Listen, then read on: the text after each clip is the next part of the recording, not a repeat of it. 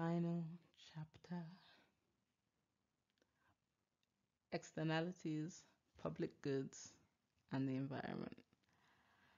I feel like I could go on and start discussing other aspects of microeconomics, but all good things must come to an end. So I'm going to spend the next few minutes talking about externalities, public goods, and the environment. So we'll talk about the role of government in a market economy. We'll talk about the concept of public goods. What are public goods? We'll talk about the role of state-owned enterprises, including one of Nigeria's finest. We'll talk about how neoclassical views affect the environment and how managerial, institutional, and evolutionary models are useful for designing environmental analysis. So, externalities are any form of production that is unrelated or is produced as a byproduct of the normal production process. So, in the production of crude, for instance, gas has to be flared. We in Nigeria actually don't use it for anything, or we've started capturing it now, but years ago we weren't using it for anything and it was polluting the environment. So, that was what we call a negative externality. Positive externality are activities that have positive effects on unrelated third parties.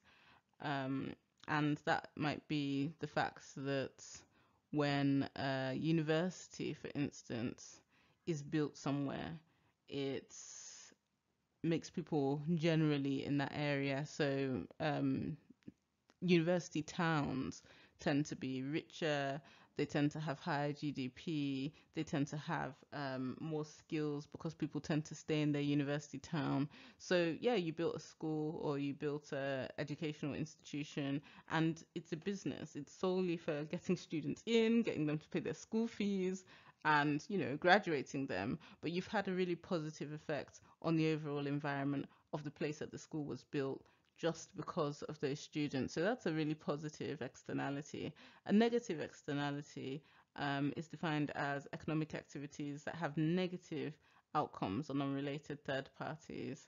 And those are things like pollution, for instance, like I said before, where something is being produced, but it pollutes the environment and it has effects on unrelated third parties. And Pigovian tax is a tax placed on any good which creates a negative externality. And the aim of a Pigovian tax is to make the price of a good equal to the social marginal cost, and then create more socially efficient allocations of resources. So this is the government intervening and placing a tax. And if you remember what we discussed about Coase theorem in the last unit, the Coase theorem talks about the fact that these negative externalities can be dealt with solely by bargaining amongst the people in the private sector.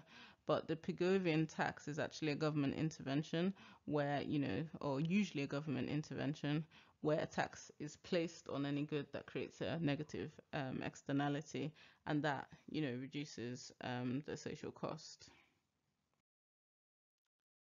So a brief chat about public goods. What is a public good? A public good actually has two defining characteristics. Number one, non-rivalry. This means that when the good is consumed, it doesn't reduce the amount available to others, e.g. Benefiting from a street light doesn't reduce the light available to other people. Number two, non-excludability. This occurs when it's not possible to provide a good without it being possible for others to enjoy. So for instance, if you erect a dam to stop flooding, you protect everybody in the area, whether they contributed to the flooding deficiencies or not. A public good is often, although not always, underprovided in the free market because of the characteristics of non-rivalry and non-excludability mean there's an incentive not to pay.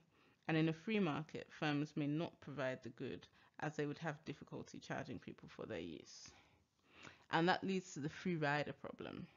You see, the problem with public goods is they have a free rider problem. This means that it's not possible to prevent anybody from enjoying the good once it has been provided, and therefore there's no incentive for people to pay for the good because they know that they can consume it without paying for it. This will lead to there being no good provided sometimes, social inefficiency, and the need for government to take it directly out of taxation. So good examples of this are national defense and street lighting. State-owned enterprises. So I think there's been a theme about what we've been talking about in terms of how much should government intervene in the public sector, in the private sector, sorry. How much should government be involved in production? And in the first bit of this module or in this unit, we spoke about the taxation for negative externalities, and we spoke about public goods, and now we're talking about state-owned enterprises. So this is really governments getting their fingers into the process of production, because a state-owned enterprise or a government-owned enterprise is a business enterprise where the government or state has significant enough control through full, majority, or significant minority ownership. And there's some reasons why state-owned enterprises exist. So, for instance, they operate primarily in the domain of infrastructure, railway companies, strategic goods like postal, arms, manufacturing, procurement. They're in natural resources like nuclear facilities, for instance, politically sensitive businesses, and merit goods like healthcare. And sometimes they can be used to help foster industries that are economically desirable but would not be developed through private investments. So things like infant industries that would have difficulties getting investments from the private sector, perhaps because of high risk. And then also political reasons. They're frequently employed in areas where the government wants to levy user fees, but find it difficult to introduce new taxation. And I've put the logo of our most famous state-owned enterprise in Nigeria, the NNPC, which is our national oil company there, where the government actually does levy fees directly and co-owns some of the oil assets with the international oil companies or IOCs. The final slide, environmental economics.